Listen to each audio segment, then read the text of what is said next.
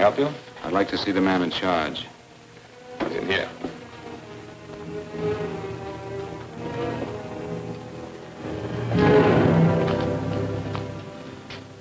I want to report a murder. Sit down.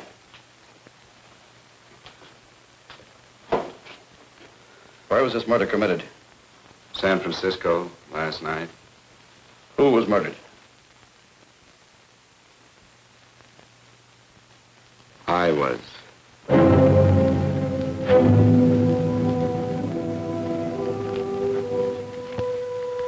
Well, do you want to hear me out or don't you, Captain? I don't have very much time.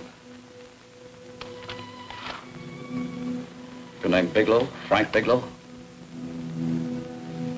That's right.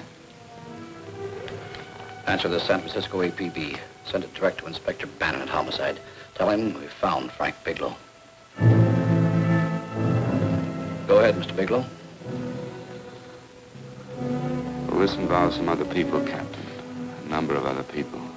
You tell it any way you like. I live in a little town called Banning out on the desert. It's on the way to Palm Springs. I have a small business there. Paula? Yes, Mr. Bigelow. Give me a copy of Miss Hollis's 48 tax return, will you? Oh, you better get the 47, too. Yes, Mr. Bigelow. I don't think we took any depreciation on that new equipment last year. No, we didn't. I remember you said we could include it all this year. Sure we can. Hey, Frank. Yeah, well. Peterson says he wants a financial statement before he can give me my loan. Hello, Kitty. I will. Well, I'm leaving for San Francisco today, but I'll be back in about a week. I'll take care of it for you then. Sure is a scorcher, isn't it? Well, I've seen him worse. Well, have a nice time, Frank. Yeah, thanks, Will. Paula, why don't you come down to the place and let me give you another permanent? Makes your hair so much easier to manage in all this heat. I can't afford it right now. Maybe next month. Yeah, here it is. No, we didn't take it. Well, we can do it this year. You work it out any way you think best. Have a nice trip, Frank. Sure, Kitty. See you when I get back. Bon voyage.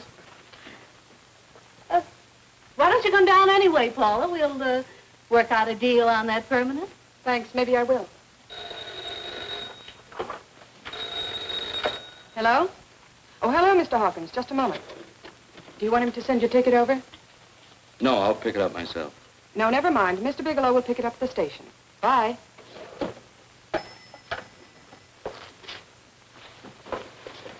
I want to go with you, Frank. Now, Paul, I'm just going on a little vacation. You know that? You want to go without me, don't you? Be gone just a week. And I suppose you've just made up your mind to take this little vacation at 9 o'clock this morning? No, Paul, I meant to tell you about it a few days ago. I guess I forgot. Oh, you forgot. Paula, don't be like that. Don't be like what? You just drop a little announcement that you're going away. Not tomorrow or next week or next month, but today. No explanations, nothing. And I'm supposed to swallow the excuse that you need a little vacation.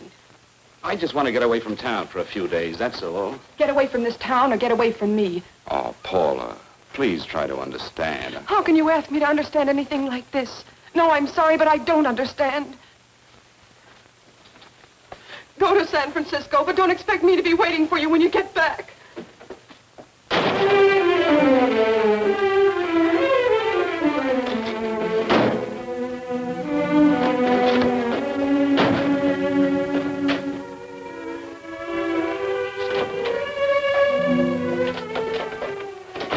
Paula, please, Paul.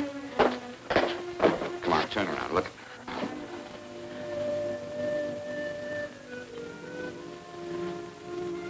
Come here. Why do you do this to me, Frank? Why can't you be honest with me? As honest as I am with you? Do you have to go? I have to go, Paula. I know what I'm doing. All right, go. Go anywhere you like. You can go to blazes for all I care. Paula? Paula. Yes, I know. I'm being foolish. Come here.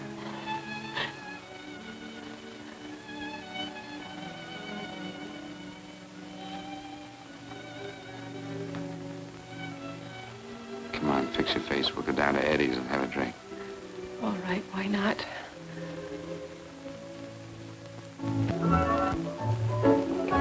Hi, Paula. Hi, Eddie. Give us a couple of cold beers, will you? Coming up. Hi. Come on.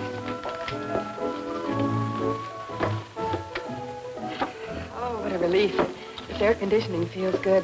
I sure wish we had it in the office. It'd make working a pleasure. Well, if it stays this hot, don't bother going in the rest of the week. I win 2 races today. How many did you lose? Now, you would have to ask that. Kind of early for you two, ain't it? Too hot to work. That's what I like to hear.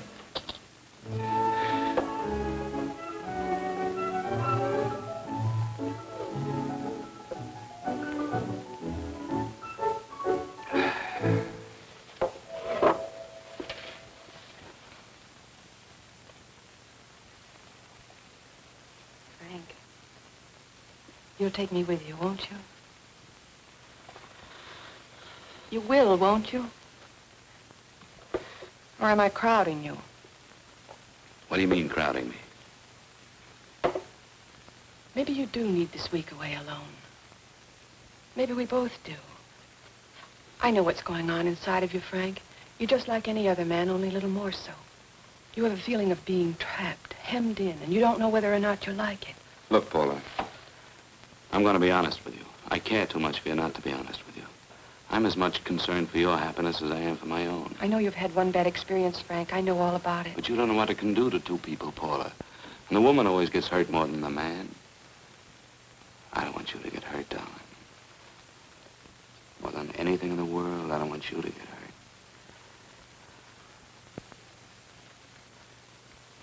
Want to hear some music? All right, Frank.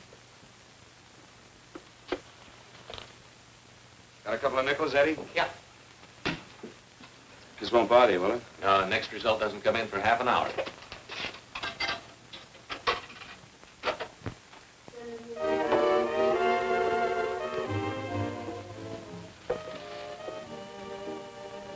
I thought that by now we'd be married. No, I'm not going to crowd you anymore, Frank. Go to San Francisco. I don't like it, but I'm convinced that you must go. I want you to be very sure, Frank. If it's right, and I believe it is, we'll have something really wonderful together.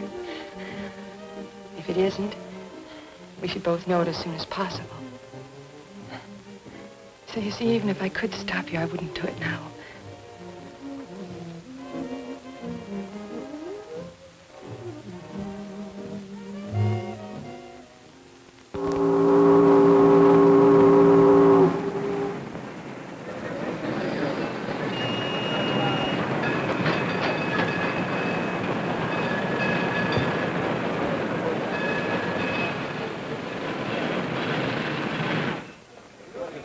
Yes, sir. My name is Bigelow. I have a reservation. Yes, sir.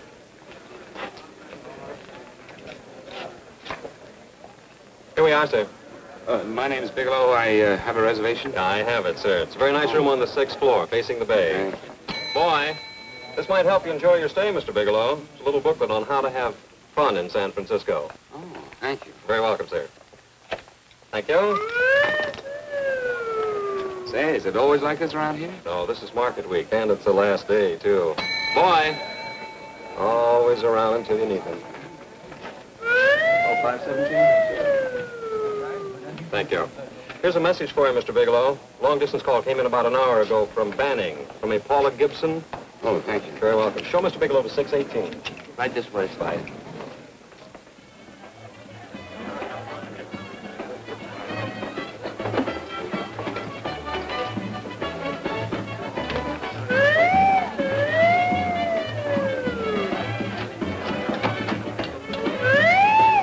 Right this way, Mr. Bigelow.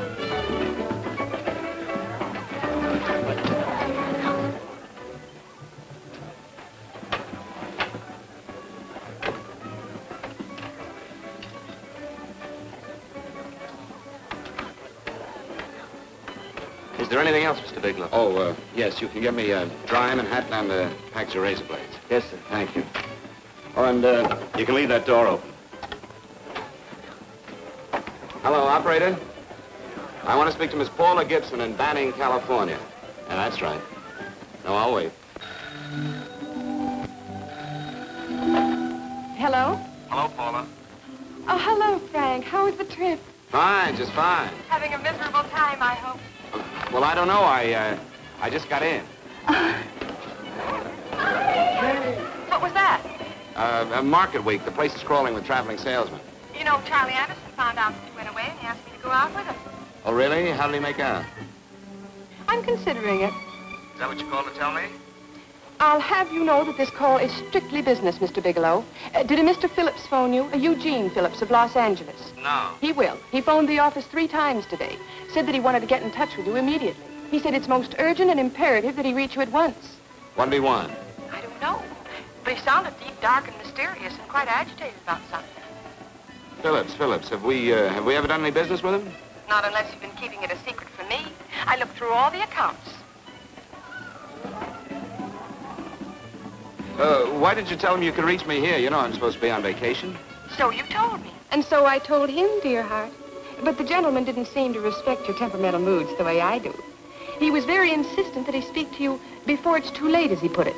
Well, tell him you tried to get in touch with me and I've changed my plans and you can't reach me. He won't talk to me. I told him that I was your confidential secretary, but I guess I didn't sound confidential enough. So I told him that he could reach you there this evening. Well, call him back. If it's as important as he says it is, he'll talk to you. Otherwise, he'll just have to wait until I get home. My, aren't we adamant this evening? All right, shall do. And Frank, Yeah? I don't quite know how to say this. Say what? Well, what I want to say is that there's nothing you can do that you ever have to feel guilty about. Oh. Sure. Thanks, Paula. I'll call you tomorrow. Right.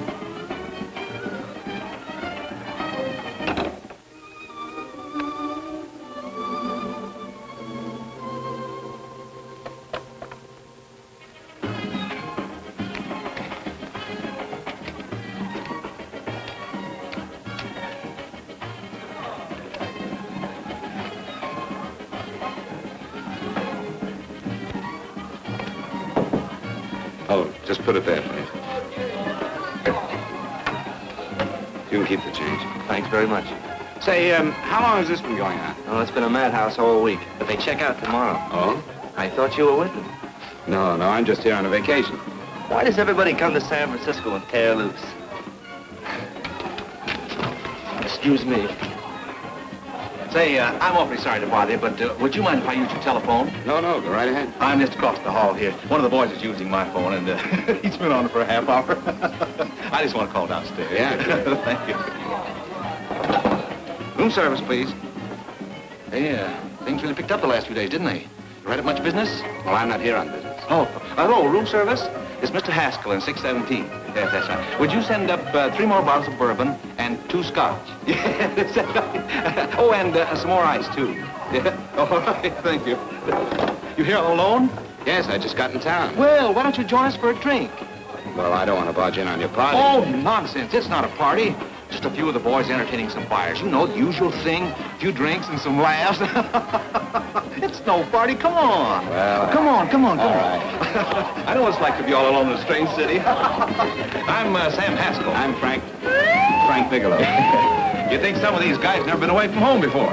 Yeah.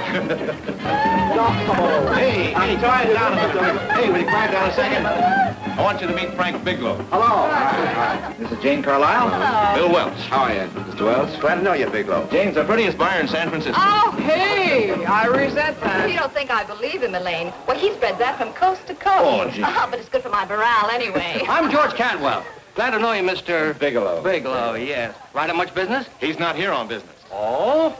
Well, Well, why don't you get the man a drink before he dies of thirst? how about a little bourbon? Well, that's fine. Bourbon it is.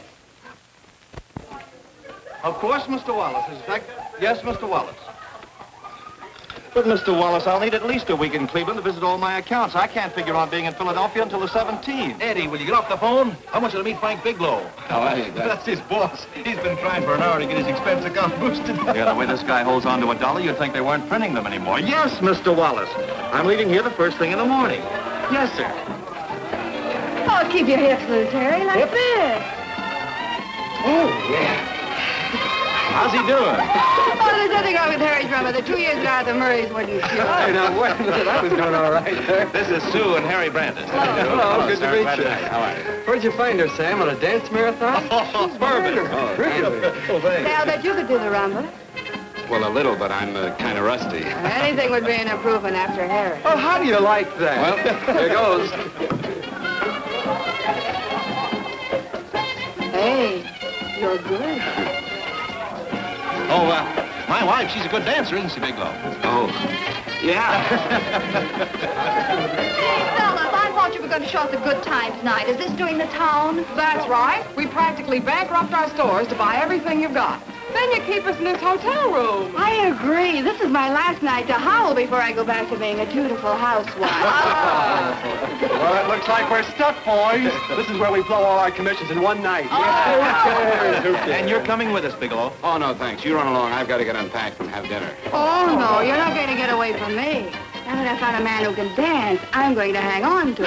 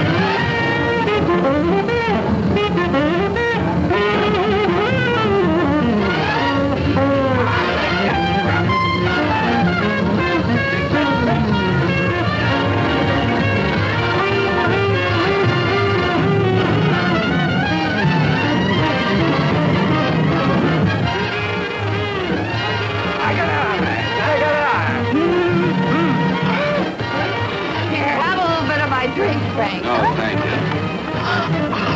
Excuse me a moment. Where are you going, Sue, Frank? excuse me. I think you've had enough.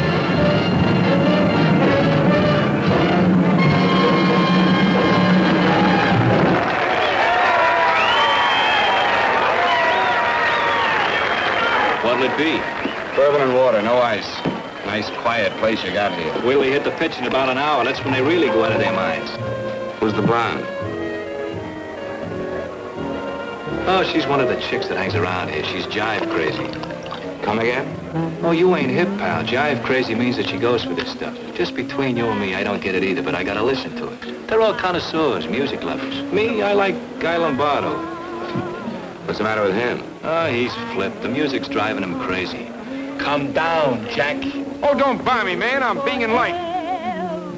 Is the blonde alone? Oh, sure, society. She always comes in alone. Drives a big convertible, wears a mink coat, but knows everybody. But she always comes in alone. Thank you. I wanted to kiss you. I tried to. Give me another blast, Leo. When you What's your story, Jeannie? Easy.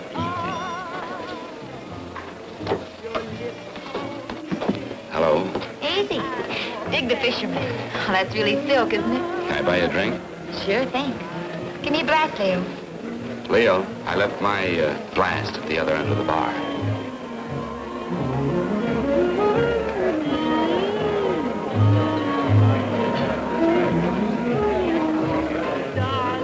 My name is Jeannie. What's yours? Frank? I've never seen you here before, Frank. Well, I've never been here.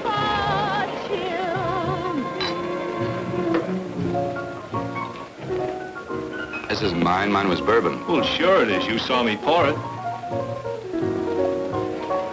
Give me a fresh drink. Anything you say. Oh, listen to that piano. Feel those vibrations. You don't get your kicks out of this, do you? I can live without it. Why do you stay here? I don't know. I bet I know. You're lonely in a big city. Why, you don't have to go into a routine with me. I like good company, too.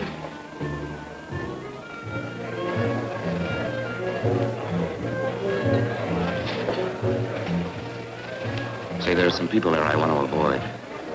Couldn't we get out of here? Let me think about it. Oh, come on. How about going somewhere else, then? Why don't you meet me later? Okay. Where? I tried to forget you, but you whispered, darling, I love. Call me at that number later. It's my next stop. They've got a band there that'll really send you. See you, Jeannie. Easy.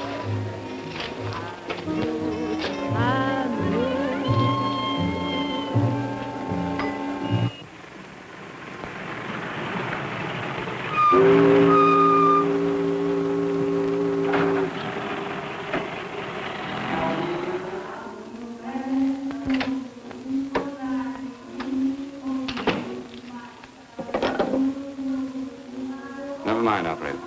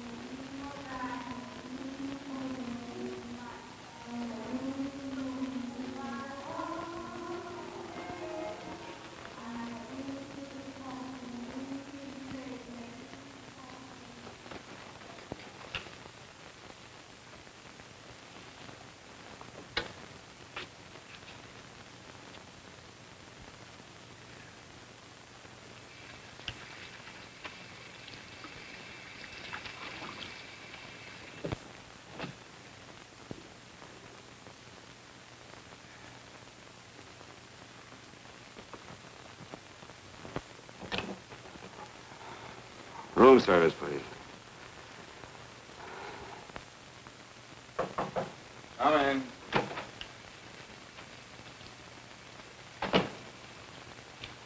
Be right with you, waiter.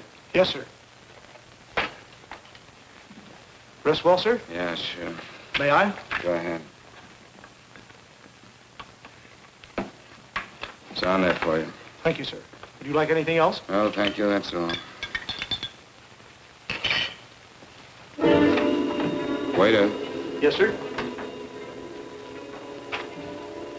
take this away. Is there anything wrong, sir? No, just take it away. I don't even want to look at it. Are you all right, sir? Yeah, sure. All right, I just had too big a night, I guess, that's all. Need some fresh air. Of course. Thank you, sir.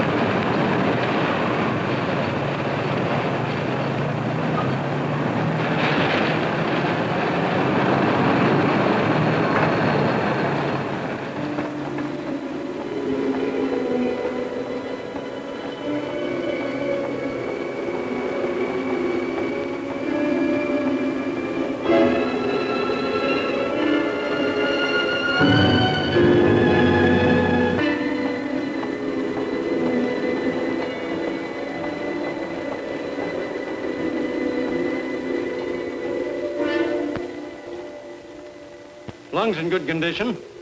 Blood pressure normal. Heart fine. Well, it's a good thing everybody isn't like you, Mr. Bigelow. Put us doctors out of business. I'm glad to hear it, Doctor. I was a little worried. Don't let a little bellyache worry you. Could be just the change of climate. Well, it isn't exactly an ache, Doctor. It's kind of hard to describe the feeling. Maybe it was the drinks I had last night. I might have mixed them too much, huh? Let's have another look at that throat. You may finish dressing now, Mr. Bigelow. I want to get the results of those tests we took. Thank you, Doctor.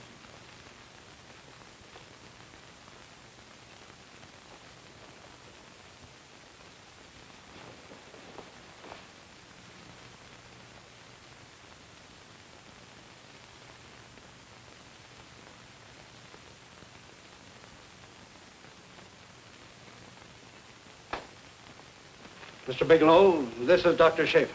Hello, Doctor. How are you? Sit down, Mr. Bigelow. According to the information you gave Miss Wilson, you're not married, Mr. Bigelow. That's right. Do you have any relatives, family, anyone in San Francisco? No, no one. I don't know a soul in San Francisco. Where is your home? What is this, Doctor? Why all the questions? You're a very sick man, Mr. Bigelow. Sick? But you told me I was in good shape. Yes, I know. But my preliminary examination didn't reveal your true condition. You sound as if it's pretty serious, Doctor. It's extremely serious. I want you to understand that we wouldn't tell you something like this unless we were absolutely certain. Well, of course, of course. You must steel yourself for a shock, Mr. Bigelow. Well, go on, Doctor. What is it you're trying to tell me? Our tests reveal the presence in your body of a luminous toxic matter. What is that exactly? A poison that attacks the vital organs. Poison? We have no alternative but to tell you this. Your system has already absorbed sufficient toxin to prove fatal. I wish there was something that we could do. What do you mean, wish? You mean there's nothing? There is nothing anyone can do. This is one of the few poisons of its type for which there is no antidote. Well, this is fantastic. This is the most ridiculous thing. You don't have very long. What do you mean? A day, possibly a week, 2 weeks at the outside. It's hard to say exactly. Well, this is impossible. I don't believe it. You've made a mistake. That's it. It could be a mistake, couldn't it? You have made a mistake, haven't you? Answer me. Dr. Schaefer is an authority on toxicology. Been no mistake, Mr. Bigelow. Do you realize what you're saying? Well, you're telling me that I'm dead. Do you think you can explain my life away in just a few words? Why, I don't even know who you are. Why should I believe you? You must calm yourself, Mr. Bigelow. We want to offer you every assistance that we've... Assistance? Who wants your assistance? Who wants anything from you? You're nothing but a couple of phonies. Why, I think you're crazy. That's it. You're crazy. The both of you. You're crazy.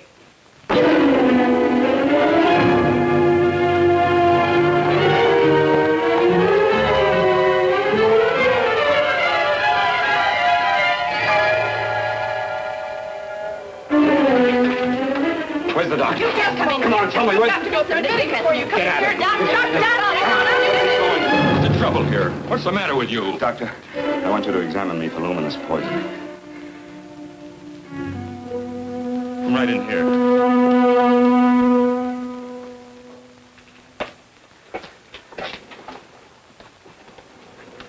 Yeah, you've got it all right. Your system has already absorbed it. Are you sure, Doctor? Are you absolutely certain? Couldn't there be some mistake?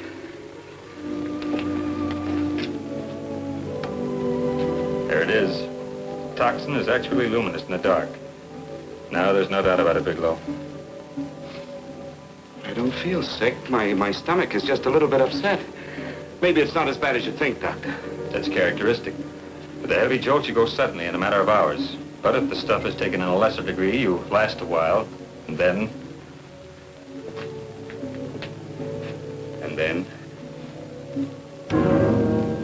Give it to me straight, Doctor. Well, a number of things are involved. The systemic condition of the individual, the amount consumed, exertion. Yes? You won't feel too badly for a while. Then it will happen suddenly. A day, 2 days, a week at the most.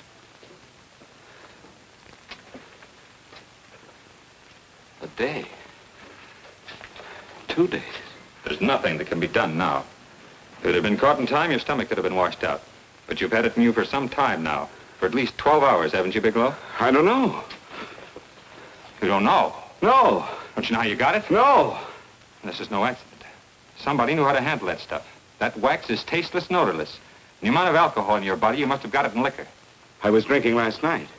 Arrange for your admission to the hospital immediately. Of course, I'll have to notify the police. This is a case for homicide. Homicide? I don't think you fully understand, Bigelow. You've been murdered.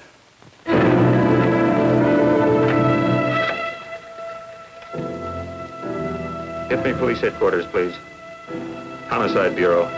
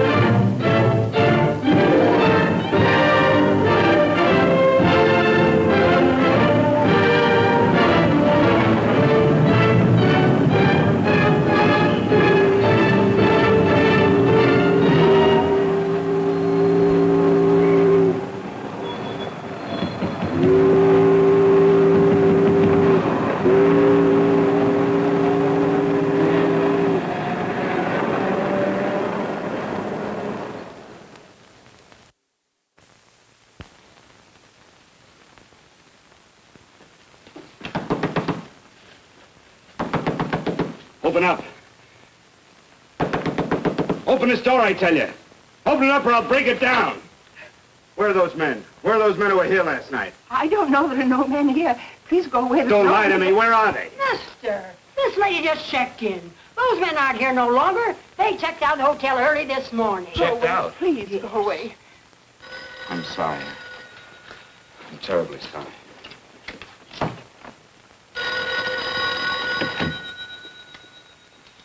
Hello?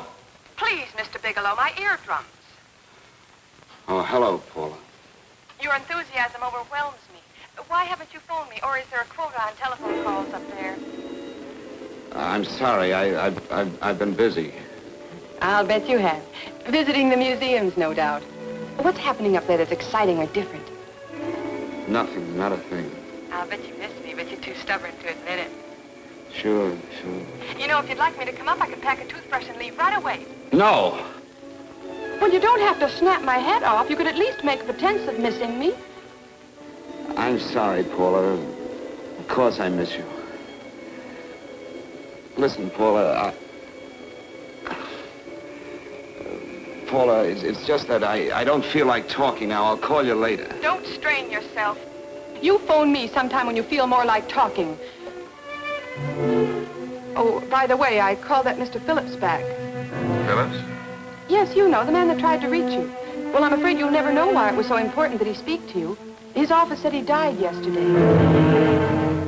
Frank, are you there? Did you hear me? Died? When? Yesterday. So you won't have to bother your little head about him anymore. You can just go ahead and have fun. Paula, what did he die from? Do you know? I suppose he died from whatever people usually die from. Well, didn't they tell you? Don't you know? What are you getting so excited about? You said you didn't even know the man. Listen, where's his office located? What difference does it make? You can't talk to him now. I told you the man's dead. Paula, will you stop talking so much and tell me where his office is? All right. It's the Phillips Importing and Exporting Company, Bradbury Building, Los Angeles. Bradbury Building, Los Angeles. That's right. Say, this is really a switch. Listen, if you want to reach me, I'll be in Los Angeles. Are you out of your mind? I'm sorry, Paula. I've got to hurry. Wait a minute. Where in Los Angeles? The Allison Hotel. Goodbye, Paula.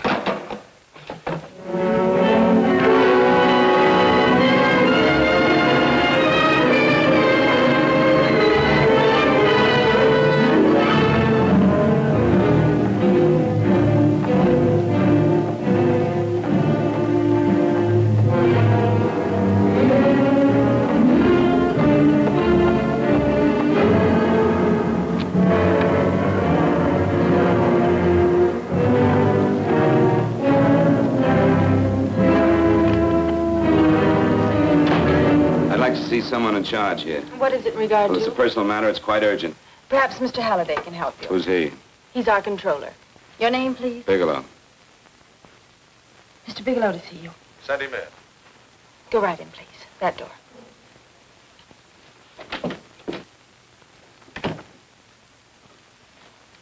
Mr. Bigelow? How are you, Mr. Halliday? What can I do for you? Well, Mr. Phillips phoned my office several times yesterday. I'd like to find out what it's all about. You know Mr. Phillips died yesterday? Yes, I know. Well, I don't understand. If he phoned you, didn't he tell you what it was about? Well, he didn't speak to me. I wasn't in my office at the time, and he wouldn't tell my secretary. Well, I'm afraid I can't be of much help, Mr. Bigelow. I've no idea why Mr. Phillips tried to reach you. I'm sorry you had to make the trip for nothing. How do you know I made a trip? I didn't say anything about making a trip. I merely said he phoned my office. My office could be here in Los Angeles. Miss Foster, Yes? didn't you mention something yesterday about Mr. Phillips speaking with Mr. Bigelow in San Francisco? I said that he had phoned Mr. Bigelow's office in Banning, but that Mr. Bigelow was staying at the St. Francis Hotel in San Francisco. I'm sorry you misunderstood me. Do you know why Mr. Phillips called? No, I don't. All right, thank you, Miss Foster. You can understand that we've been somewhat upset around here. Now, if you don't mind,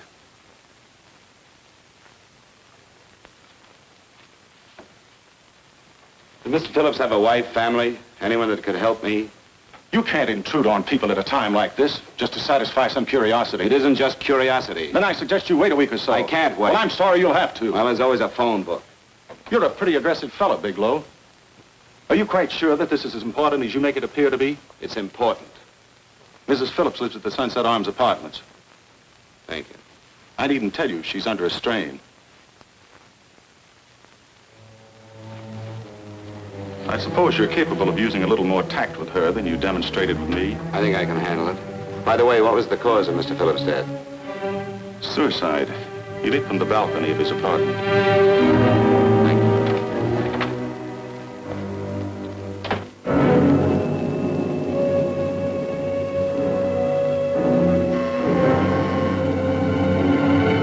Come in, Mr. Bigelow.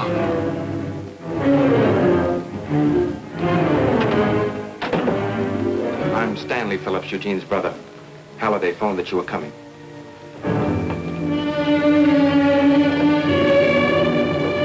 This is my sister-in-law, Mrs. Phillips. I'll try to make this as brief as possible, Mrs. Phillips. I'm afraid I can't be of any help to you, Mr. Bigelow.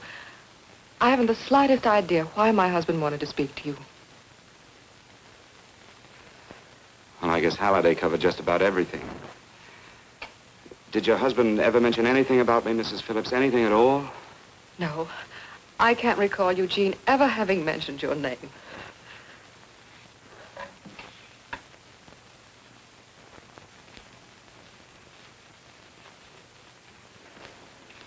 I hate to ask you this, Mrs. Phillips, but it's of vital importance to me. Do you know why your husband committed suicide?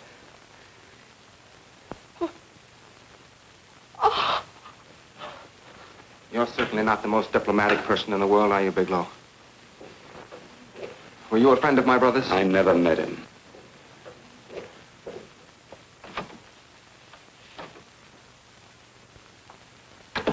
My brother was in a jam, a pretty bad jam. He was arrested 2 days ago. He sold some iridium to a dealer by the name of Majak. It's a very rare metal, very costly. Anyway, the iridium turned out to be stolen. He was released on bail yesterday, but he faced a pretty stiff prison term. Men have committed suicide for less. Yes, I know. That's how the police feel about it. What puzzles me, though, is this crooked deal. Knowing Eugene, you wouldn't say he's the type of man to be mixed up in anything like that, now would you? I told you I never met him. That's right, so you did. Now, what's this all got to do with you, Bigelow? I don't know. Let's come clean with each other, Bigelow. Surely you must have some idea why my brother was so desperate to contact you. I have no idea. That's odd. Then how could it be of such vital importance to you? Well, you seem to know the answer to everything else. Maybe you know the answer to that one, too.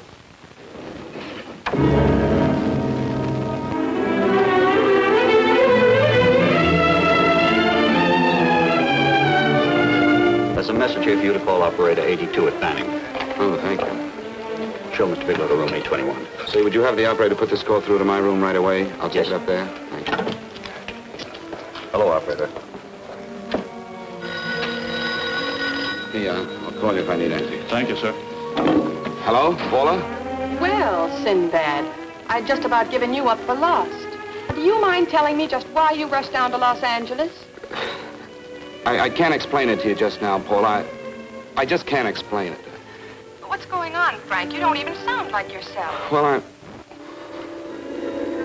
just a little tired, Paula, that's all. But I miss you. Oh, Frank. I can't tell you how good it is to hear you say that. And here I was worrying that I'd lost my charm. When are you coming home, Frank? Soon, Paula. I'll be home soon. I'll go right out and get myself a permanent so I'll be pretty when you see me. Hey, guess what? I found that Phillips name in your notarial ledger. Notarial ledger? Yes, of all places. I remember now I made the entry myself. You had notarized a paper one morning before I came to work. What kind of paper was it? A bill of sale for a George Reynolds made out to Eugene Phillips of Los Angeles. So you see, I was right. We hadn't done any business with Phillips, only indirectly. What was the bill of sale for? A shipment of iridium, whatever that is. Iridium. You mentioned at the time that this fellow Reynolds had made some kind of a deal in Palm Springs, and he stopped in your office early in the morning on his way north to have it notarized. Wait a minute. Wait a minute, George Reynolds. That was about 6 months ago, wasn't it? That's right, 6 months ago. Thanks, Paul. Oh, goodbye. Goodbye. Hello, operator. Get that number back for me.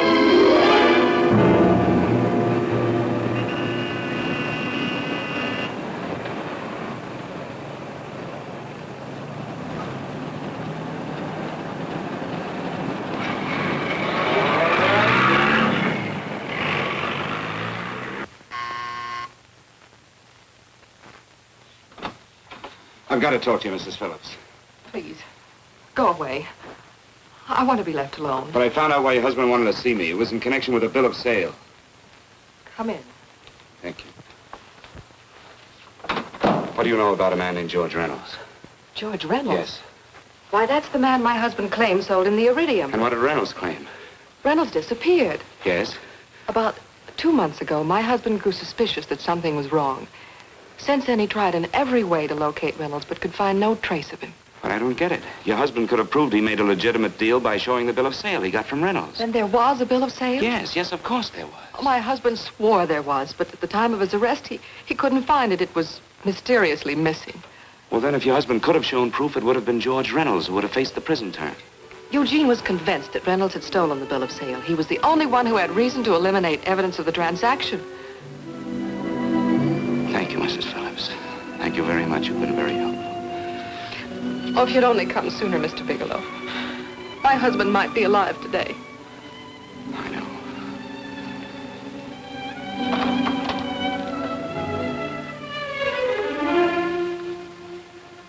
The only thing that puzzles me, Miss Phillips, is that you haven't asked how I knew there was a bill of sale.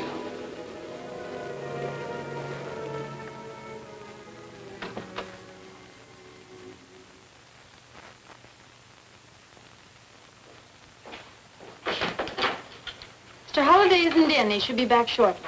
I think you're the one who can help me, Miss Foster. Mr. Phillips tried to reach someone else before he called me yesterday, didn't he? Why don't you ask Mr. Holliday? Obviously, Mr. Holliday wasn't here yesterday, or he wouldn't have had to learn from you that Phillips called me. And you're the logical person to know who else Phillips called.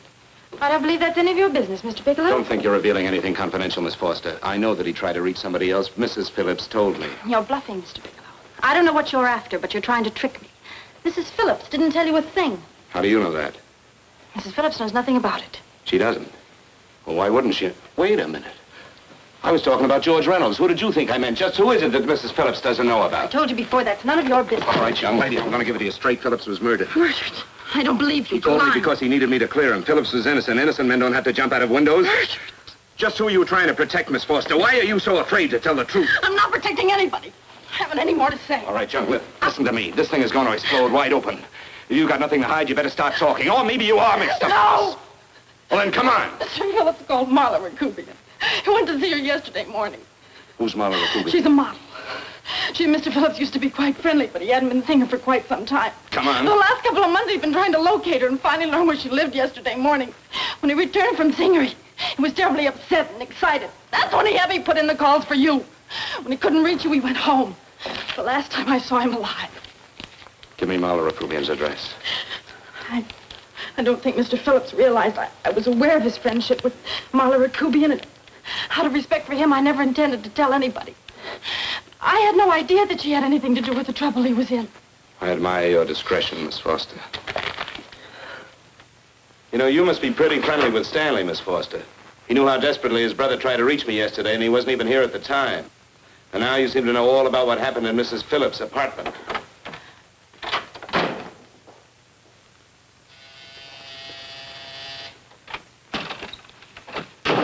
Miss Rakubian? Yes? What do you want? Get out of here or I'll call the Go police. ahead, call him. Oh, go ahead, call him. Going on a trip, huh? Yes, going away for the weekend. Sailing for Buenos Aires tomorrow, some weekend. I'll send you a postcard. Now get out of here. Who are you going with, George Reynolds? Never heard of him. I suppose you've never heard of Eugene Phillips either. Just who are you? What do you want? Never mind who I am. Where's Reynolds? I told you I don't know him. Now will you get out of here and leave me alone?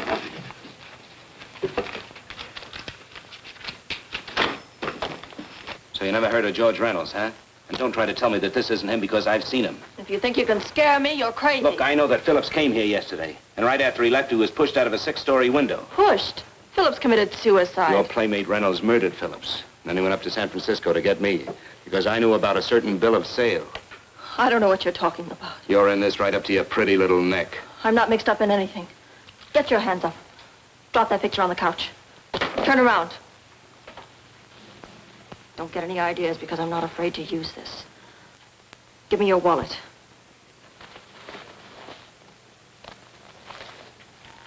Frank Bigelow, Hotel Alex. All right, now where's Reynolds? I don't know. I don't know where he is. Is that what you told Phillips yesterday? I told him exactly what I'm telling you. I haven't heard from him in months. Yeah? You're mighty careful of the picture of a man you haven't heard from in months. What does the Ray stand for? It was a pet name. Do you mind? Oh, it sounds very cozy, Miss Rakubian. You and Reynolds call each other pet names while you make a sucker out of Phillips. Phillips made the deal because he wanted it. Yeah? I'll bet you weren't above using what it takes to help make him want it. Who's paying for this trip? I am. Really? A first-class trip to Buenos Aires on a model salary. Don't make me laugh. Since you and Reynolds aren't seeing each other anymore, you don't mind if I keep this to you. If I were a man, I'd punch your dirty face in. You know, I really believe you would. Oh, I almost forgot. Your tickets. Don't be surprised if I'm there to see you off.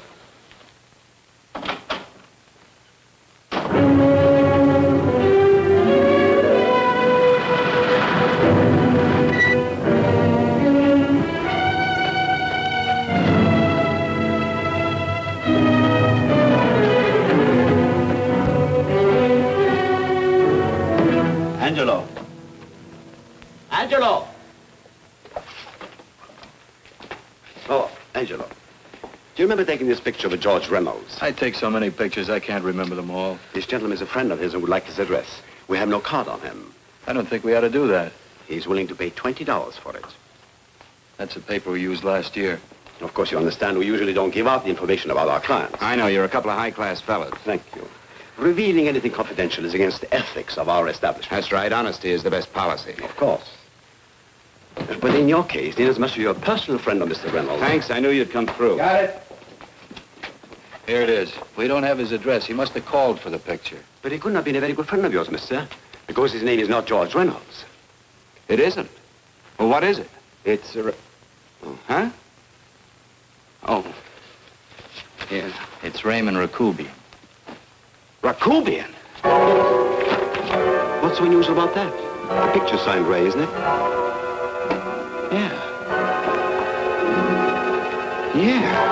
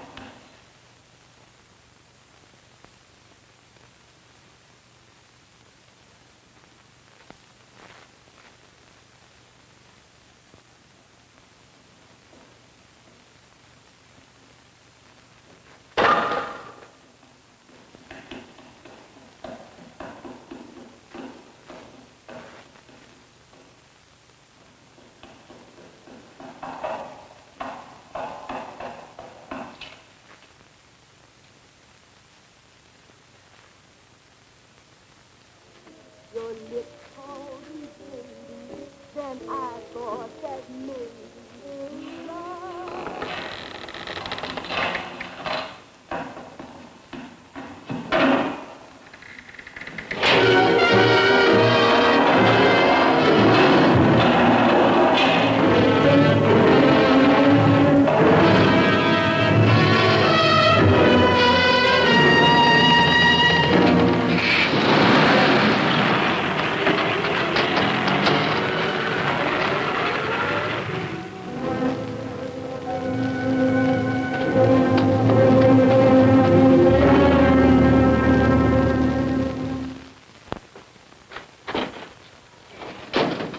Bigelow, are you all right?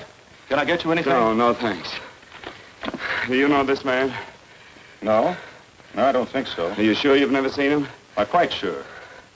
Does the name Raymond Rakubian mean anything to you? No, I never heard of him. Why? He also uses the name George Reynolds. This is Reynolds? That's right. Well, where can we find him? That's what I want to know.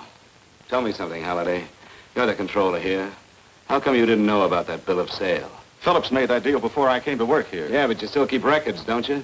For some reason, which is none of my business, Phillips preferred to keep that among his personal papers. Now, does that answer your question? You came in here today asking for some information that you needed, and I tried to be as cooperative as I could.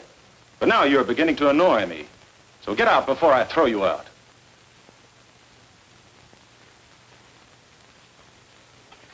You know, you really frighten me.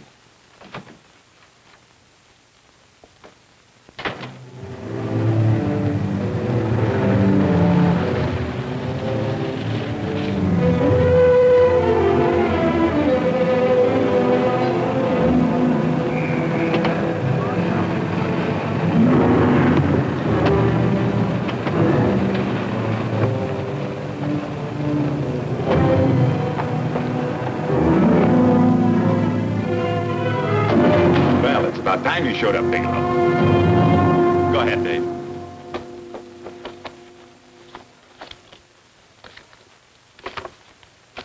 Real cute, ain't you, Bigelow? Just real cute. Paula didn't lose much time getting a hold of you guys, did she? Shut up. Let's go, Bigelow. Look at him. He can't take it. Soft in the belly. You do that again and I'll kick your face. Lay off, Chester. Cut it out. Shut up! Who asked you? Better let him answer. The clerk might know he's in. Go ahead, Bigelow.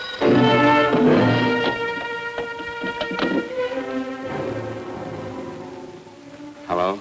Frank. Frank, why did you hang up on me? I've been trying to get you for hours. I'm sorry, Paula. I was in a hurry. Well, don't be in such a hurry this time. You didn't give me a chance to finish what I had to say. Sit down. I wanted to tell you that McGowan was in hollering his head off because you didn't go over the books. Tell McGowan to get another auditor. Sure. Sure, I'll just do that little thing and lose the best paying account we've got. Do as I tell you, Paula. Frank, are you drunk? Paula, how much we got in the bank? About $2,200. Draw it out tomorrow. Sure. Then what do? Skip town without paying our bills? Forget the bills. You know that coat you always wanted? Buy it. You are drunk. You know, if I didn't have such a good character, I'd be tempted to take advantage of your intoxicated state, Mr. Bigelow. I'm not drunk, Paula. Well, then don't tell me that one day away from me can affect you this way. Cut it short. Paula, Yes? I'm sorry I left you. I never realized how much I love you. But I know it now. Oh, Frank, darling, I love you too so very much. Please come home. I miss you terribly. I said cut it short. I'd just love to let you have it, Bigelow. Let's go, Chester. This guy's kept us waiting long enough now. Walk in front of me, Bigelow. And keep your mouth shut. If you so much as look cross-eyed at anybody, I'll blow the back of your skull out.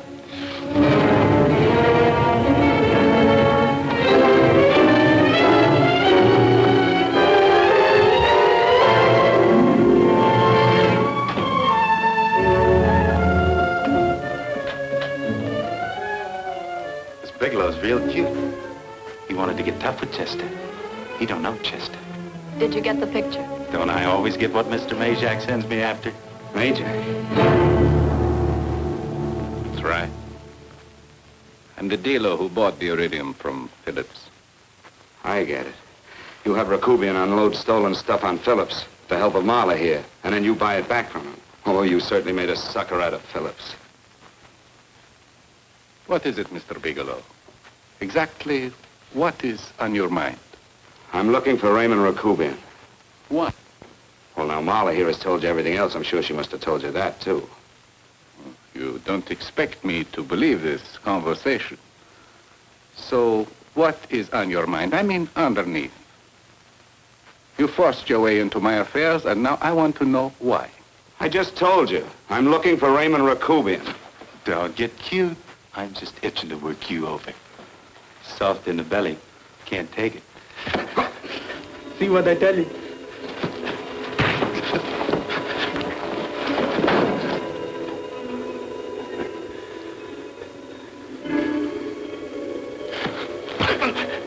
Can't do that to Chester.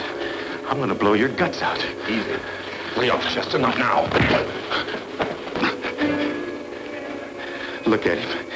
He's so scared of Chester, he'd talk now. He's not afraid, Chester. You can tell from a man's eyes when he is afraid. Look at his eyes.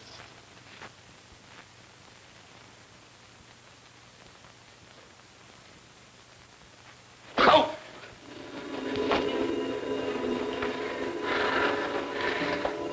I'm telling you, Majak, you better keep him away from me or he's really going to have to use that gun. Go away, Chester, please.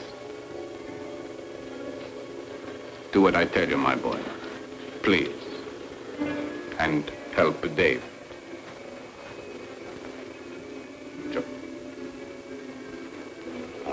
Your He's an unfortunate boy. He's psychopathic.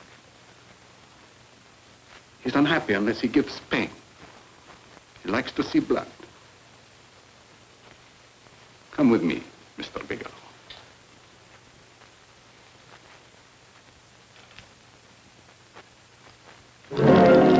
Raymond Rakubian was my nephew. He could not possibly have tried to kill you. He's been dead 5 months.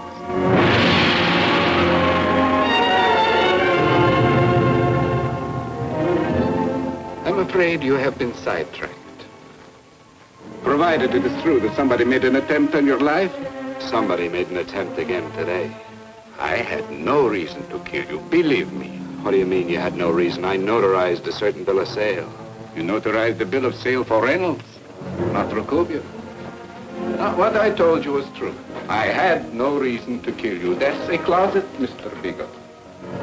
And under other circumstances, you could go home now. But now you present a problem. You know too much, and I am in danger. Chester! Suppose I were able to prove to you that I only want to find the person who tried to kill me. And I won't cause you any trouble. You know I can go to jail for 10 years for this little business. 10 years. At my age, that's my life. That means my entire life. With my life, I do not take chances. I am sorry, believe me. You want Joe to go with you? No. Just Bigelow and me. And baby makes 3. But Major, goodbye, Mr. Bigelow, and forgive me. Let's go, Bigelow. I guess you won't be there to see me off.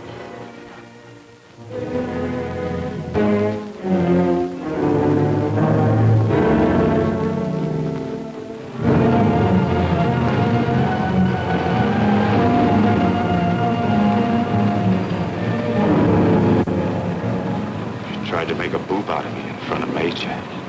Shouldn't have done that, Bigelow. I don't like that. I'm going to enjoy this, Bigelow. I've done jobs like this before. I knocked off guys I could like. But I don't like you, Bigelow. I never liked that puss of yours from the minute I seen it. Yeah. I'm going to enjoy this.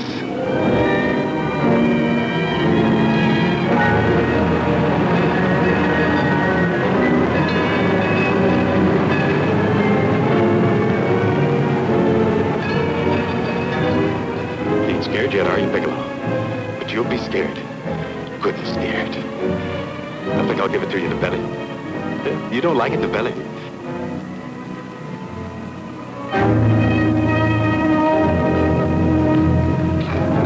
Good. Try it.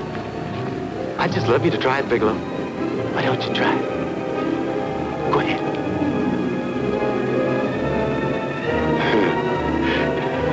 Didn't have the nerve, did you, Bigelow? Yeah. I think I'll give it to you right in the belly.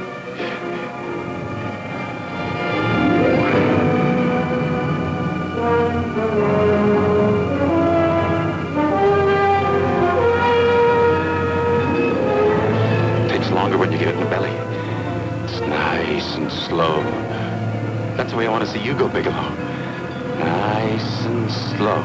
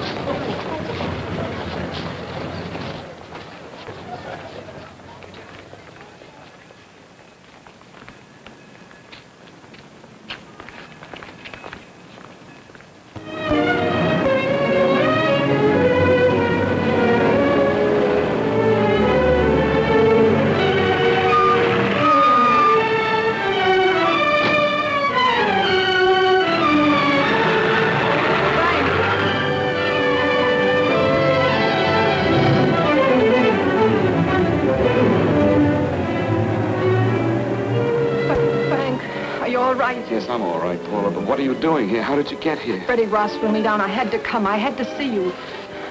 You shouldn't have come, Paula. You shouldn't have. What is it, Frank? You're in some kind of trouble. I know it. Look at you. You're a sight. Your clothes look as if you've slept in them. Are you ill? You are. You're feverish. I'm all right, Paula, and I'm not in any trouble, believe me. You're lying, Frank. Right after I spoke to you, I got a phone call from the San Francisco police. They asked if I knew where you were. You didn't tell them anything, did you? Of course not. It was the homicide detective that called. What is it, Frank? If you're in any kind of trouble, you certainly can trust me. Look, I'm not in any trouble with the police, Paula, believe me. But you can't stay here. You've got to go back to Banning right away. No, I won't go, Frank. I won't. I'm staying here with you. Paula, it's better that you go back, believe me. Why? What's this all about? What have you got to do with this Phillips and Reynolds? Phillips was murdered. What could that possibly have to do with you? All you did was notarize a paper. You've notarized hundreds of papers. I know. All I did was notarize one little paper out of hundreds. Frank, you frighten me. You don't even act like yourself. I know that you're in trouble, that something is wrong, that you're in serious trouble. You frighten me, Frank. Oh, don't be frightened, Paula. Don't ever be frightened of anything again. Will you promise me that? I love you so much, darling, more than you seem able to understand. Oh. I never really knew happiness until I loved you. Sometimes when I used to be afraid that you weren't sure how you felt, I tried to hold back, but I couldn't. Losing you would have been losing everything. There would have been nothing left. Don't, Paula, don't. Now I'm afraid again. Somehow I feel that I'm going to lose you, but there's nothing I can do about it. I feel so helpless. You're leaving me out of something. Tell me, Frank, what is it? Give me a chance to fight back. Just give me a chance, please. You do love me, don't you? Oh, yes, Paula, I love you. I never was more certain of anything in my life. I wasn't sure before. I was a little blind, I guess, but believe me, I'm sure now. Can you understand that, Paula? I understand. A man can be like that, Paula. Something has to happen. It can be a big thing or a little thing, but it can make him realize how much someone means to him, how much he really loves her. Oh, and I love you, Paula. More than I ever thought it possible to love anyone in the world, I love you. Then why won't you tell me about this trouble you're in? Why won't you try to let me help you? You can't help me, Paula. You don't want my help. Oh, Paula, there's nothing you can do. Will you believe me? So will you please go home, please? No, Frank. I won't go. I know you're in trouble. I can't leave you like this. All right, Paula, look, wait for me in the lobby of the hotel, and I'll be back for you soon, I promise. You promise? You're yes, sure? Paula, I promise. Is that a new outfit? Yes. Oh, it's beautiful.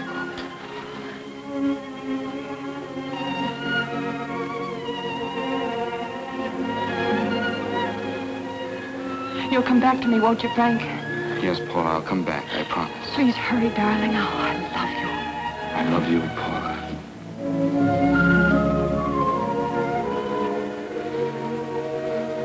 Goodbye, Paula.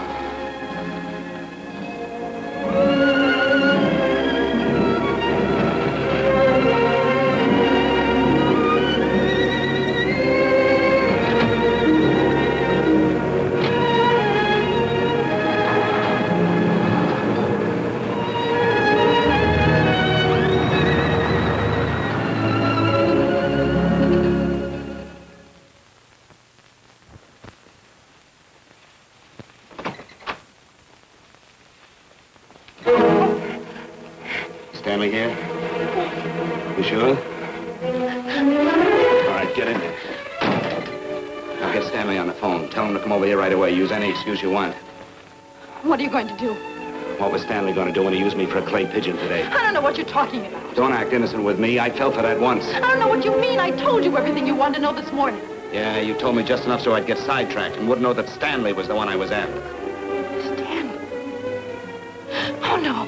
You and Stanley have been together on this from the start. Now, come on, get on that phone and call him. Don't let him know I'm here. Bigelow.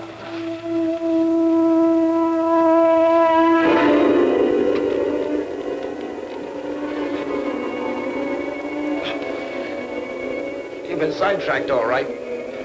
But it was the poor bereaved little widow who did it. We're supposed to have found this letter this afternoon. It's in my brother's desk at the office. It's postmarked 2 years ago. It isn't exactly the kind of a letter that a married woman gets from a casual friend. I'm sure my brother wasn't aware that they were so well acquainted when he hired Halliday. What's the matter with him? right since dinner. Where did he have dinner? At Mrs. Phillips' apartment. Halliday was there, too, and Stanley confronted them with that letter. Did you have anything to drink? Yes, why? How long ago? Half an hour ago, just before I came here. Miss Foster, get on the phone, call the emergency hospital. Have them get an ambulance over here right away. What? Tell them to prepare a stomach wash for luminous poisoning. Luminous poisoning? Come on, do what I tell you. You may still have a chance to save his life. Go on!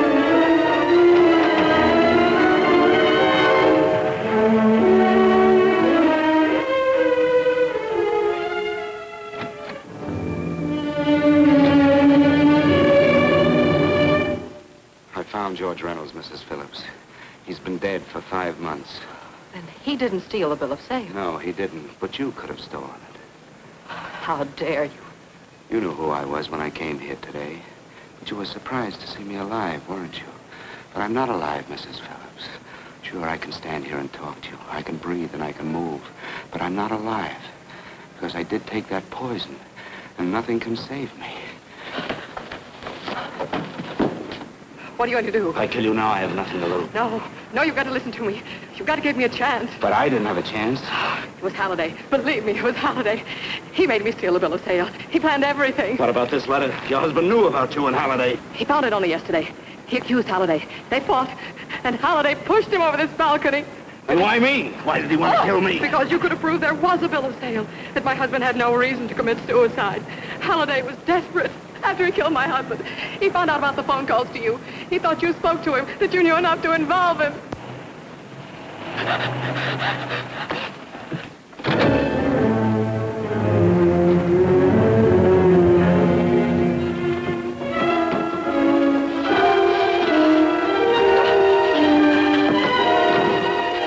Where's Halliday?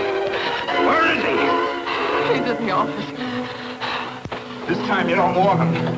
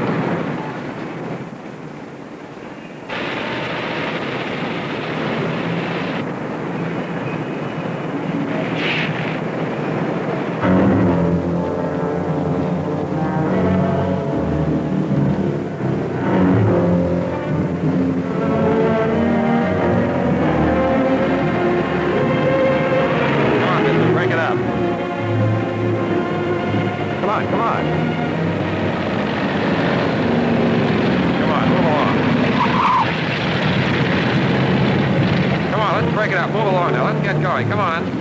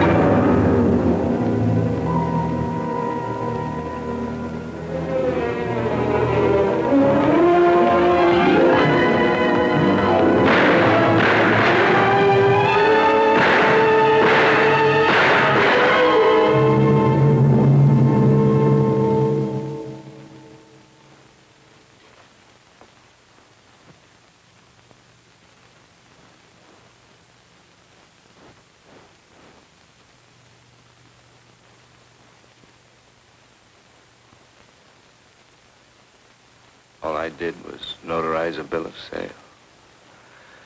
But that piece of paper could have proven that Phillips didn't commit suicide. He was murdered. And that's why Halliday poisoned me.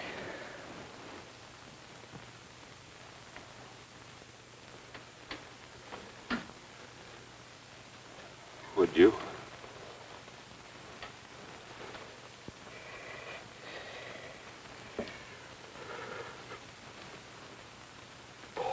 Paula.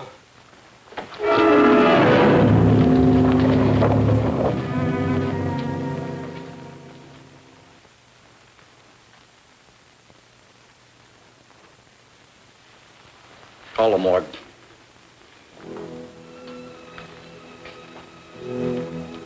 Johnson, you go to the Allison Hotel. Find Paula Gibson. Don't tell her anything. I'll break it to her.